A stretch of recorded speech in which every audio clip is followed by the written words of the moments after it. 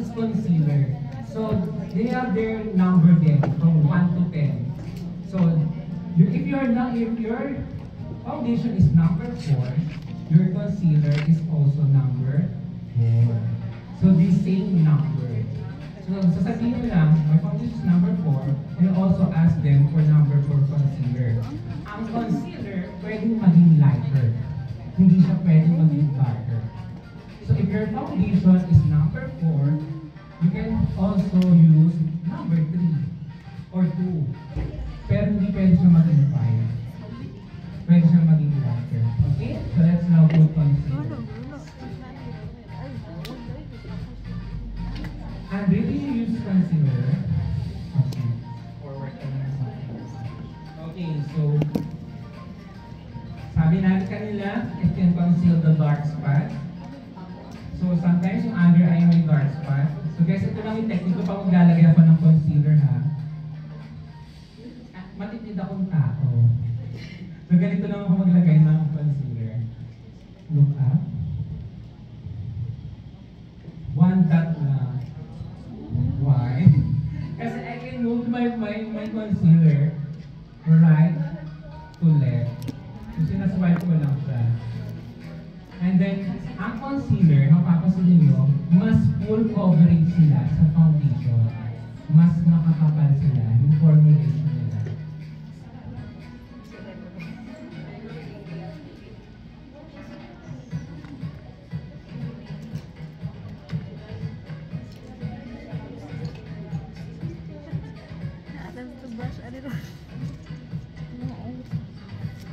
So guys, ano napansin nyo? Yung with concealer or without, mas fresh yung may concealer. Pansin niyo? Okay. So guys, isang technique ko lang ha. Dito naman sa right side.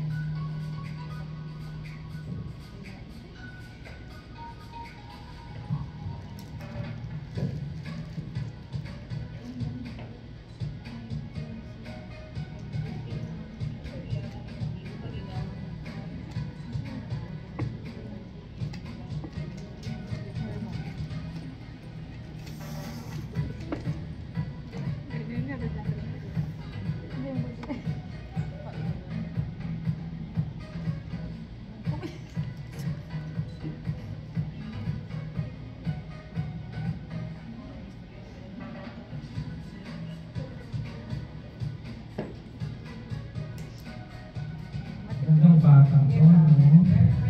Nakita niyo yun kung paano gumamit ng concealer. Ayan. Conceal talaga. So, saan pa yung mga area ng mga dark spot? Ayan. Kung saan yung mga area, like for example, ay guys, yung corrector din pala para dito sa mga freckles, mga pekas, mas effective sila. Okay, saan pa yung mga nina-highlight? Pwede rin sa chin. Pwede rin dito sa forehead. Ayan, yung mga nilalagyan din ng concealer para ma-spread.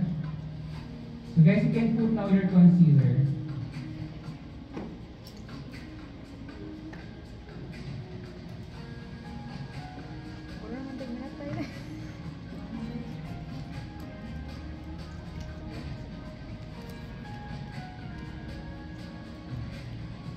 Hindi mo rin ginibuto ako.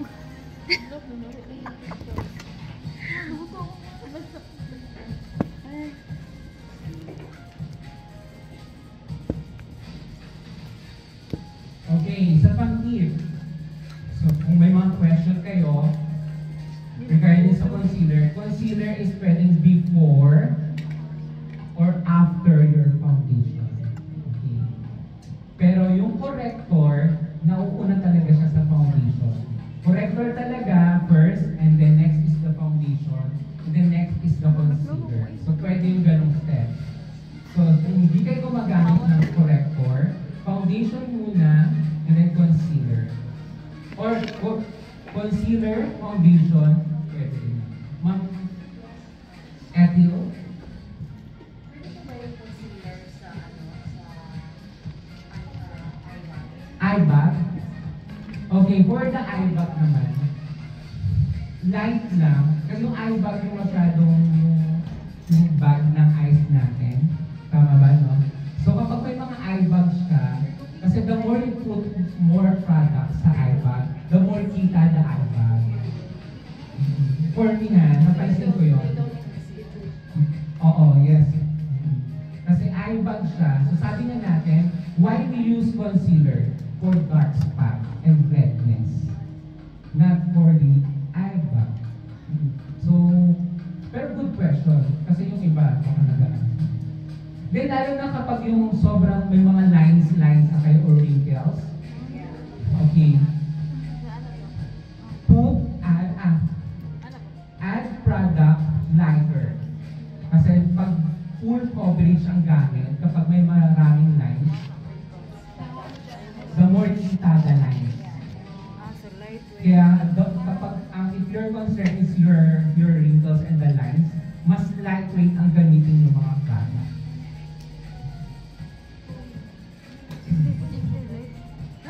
Ganda-ganda. Lagi pakita na eyeshadow. Yan, maganda ka.